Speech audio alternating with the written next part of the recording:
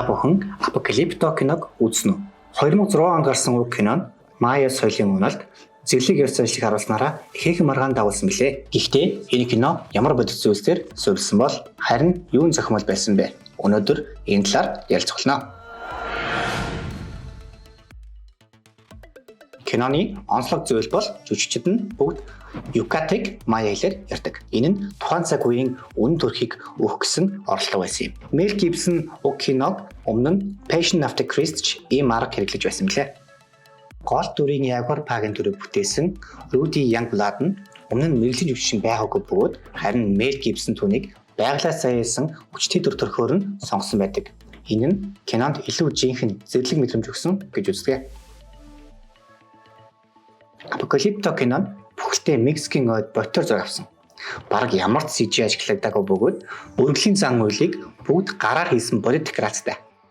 Кинонд гардаг хүчирхийл зарим хүмүүст хэд туйлсан юм санагддаг.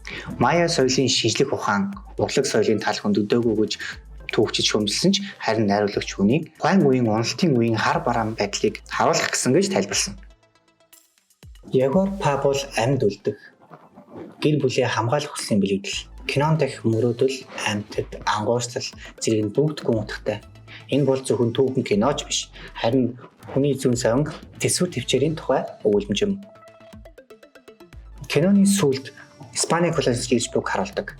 Энэ нь зөвхөн нэг гэр бүлийн биш, бүхэл бүтэн соёлын мөхөл эхлэлийг бэлэгддэг.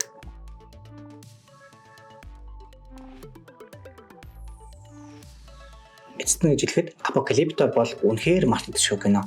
Зарим нь түүхэн баримтад ойр гэж үздэг бол зарим нь хэд туйлсан гэдэг. Харин та юу гэж бодож байна? Доорх комент хэсэгт өөрийн бодлоо хуваалцаарай. Анхны бичлэг учраас алдаа оноо байгаа хаа. Гэхдээ дараагийн бичлэг бүр дээр ахин сайжран илүү хүчтэйгээр хэрэгжих болно. Таалагдсан бол лайк дараад суугт маань subscribe хийгээрэй.